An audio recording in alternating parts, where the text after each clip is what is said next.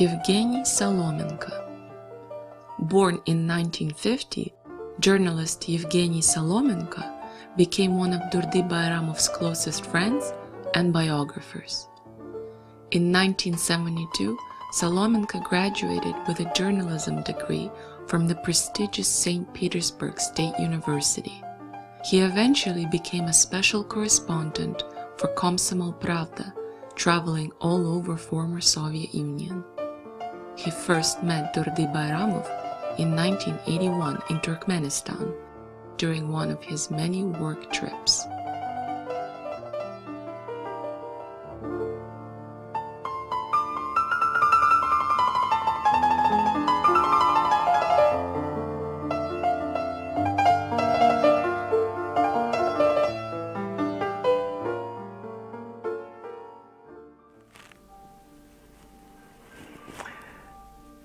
И вот этот бессеребренник, этот человек, который не умел продавать, а умел только дарить, вдруг был обвинен. Было возбуждено уголовное дело, это был 1985 год. Его обвинили в злоупотреблении служебным положением, чуть ли не в махинациях, чуть ли не в воровстве. А дело было в том, что его назначили председателем художественного совета, который существовал при Союзе художников Туркменистана. И как председатель худсовета он должен был подписывать какие-то калькуляции на произведенные работы. Вот открылся новый цирк в Ашхабаде, и вот был художественно выполнен огромный потолок этого цирка.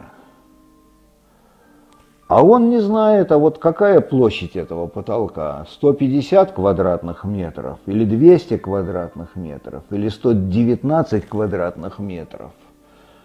И вдвойне он не мог помыслить, что его способен обмануть другой художник. Ну как это так? Художник и обманул.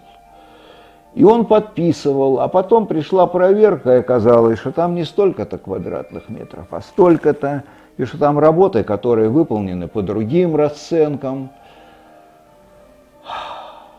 И у него был вот страшный период в жизни, это была история третьей его гибели. А Ашхабад город маленький, все всех знают. И все знали, что возбуждено уголовное дело, что Дурды в чем-то таком обвиняется, что он чуть ли не украл, а может не чуть ли украл. И кто-то еще завистливо нашептывал это по углам, что смотрите, вот притворяется Христосиком, таким добреньким, а сам.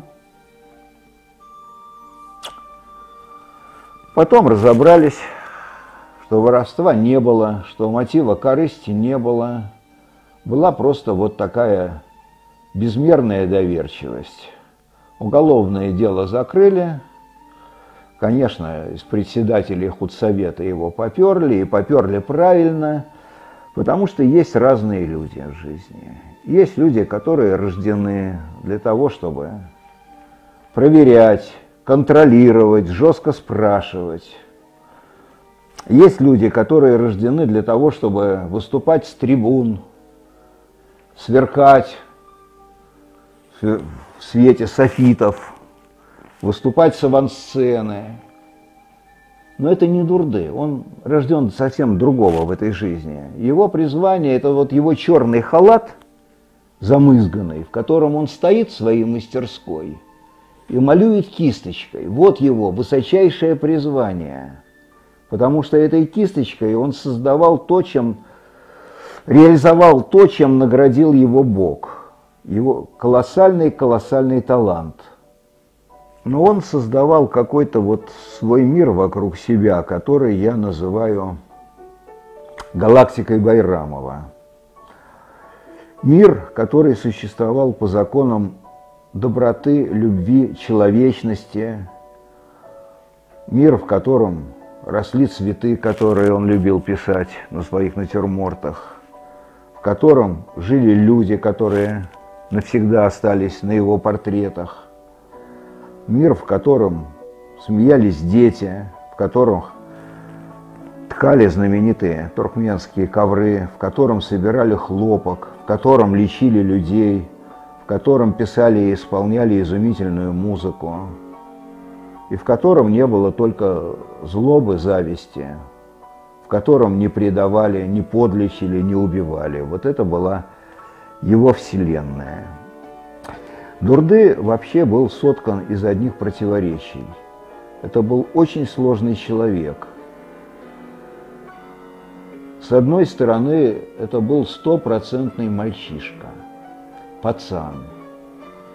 Он всю жизнь любил смеяться. Вот как бы жизнь его не била, смеялся. У него всегда была фирменная, как называли его дети, байрамовская улыбка.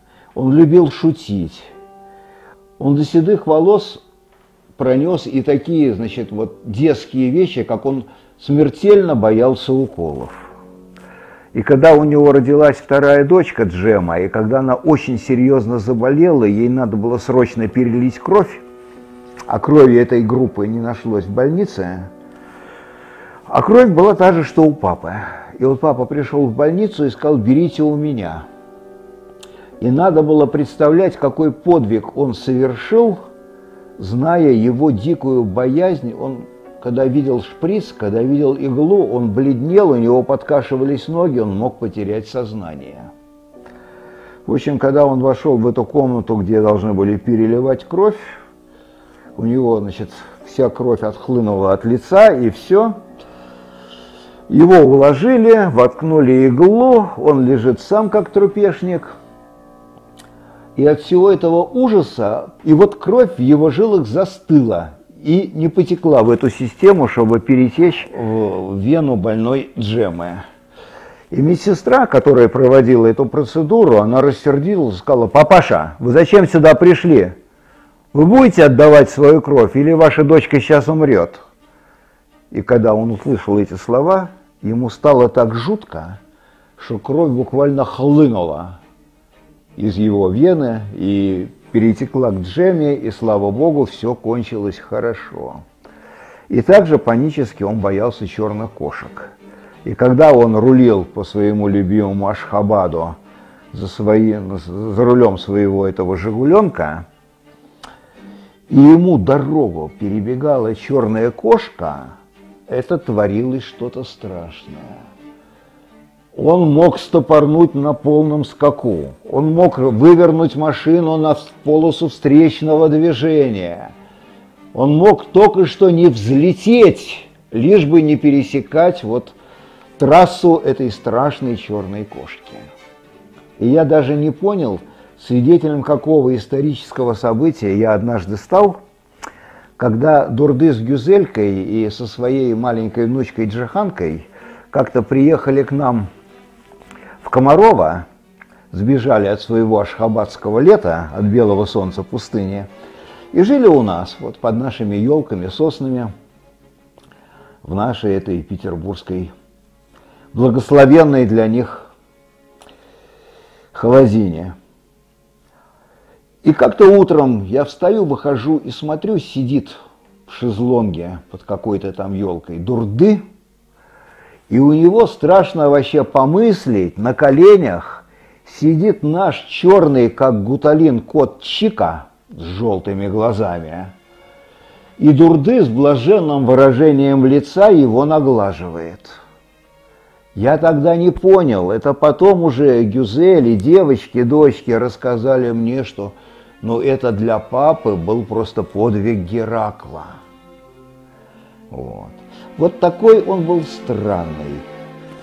И когда Кея его приглашала: папа, приезжай ко мне, и отдохнешь, и поработаешь здесь хорошо, и обстановку сменишь, все-таки новая страна. Он ей каждый раз отвечал: дочка, обязательно приеду, но подожди, вот пройдет мой сезон, и приеду. А мой сезон – это была весна. И вот весна – это период счастья, он выезжал на природу, он мотался от Каспийского побережья до самой восточной точки, там на Амударье уже, И вот проходило несколько дней, иногда неделя, он возвращался, у него от свитера пахло дымом костра, он возвращался другим человеком, совершенно счастливым, вот вздохнувшим этой весны, вот пьяным от этой весны, от этого общения с природой. И писал запоем, делая самые разные композиции из этих цветов.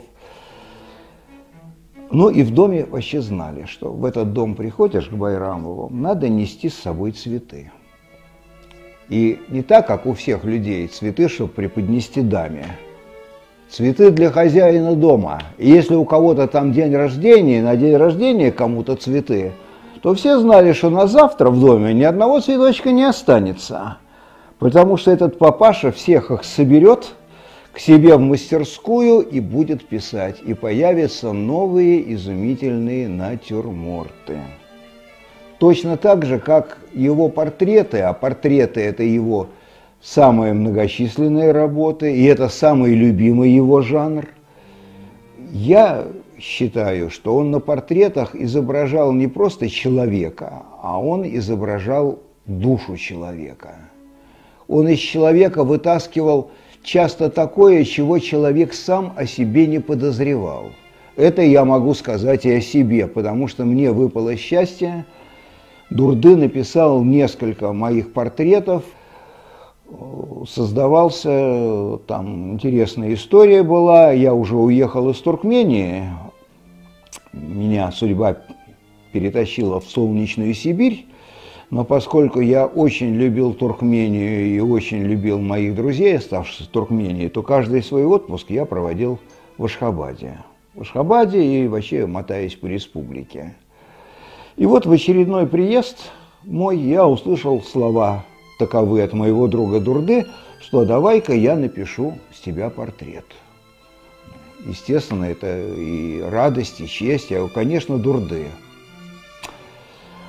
Так, а в чем тебя рисовать? Писать портрет, в чем?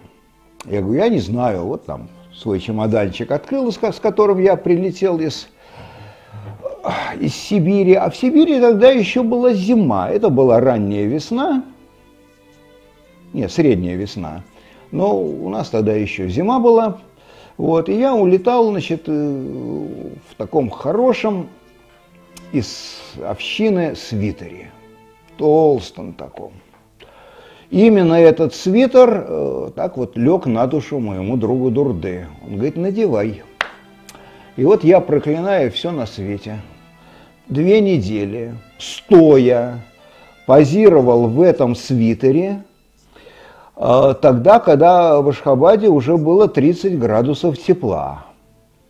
Но зато портрет получился колоссальный, и вот у меня было такое мистическое чувство, когда я на него смотрел, что это живой Соломенко, что вот я улечу обратно в Новосибирск, а здесь останется какая-то вот моя живая частица. Вот лицо дышало, вот все дышало.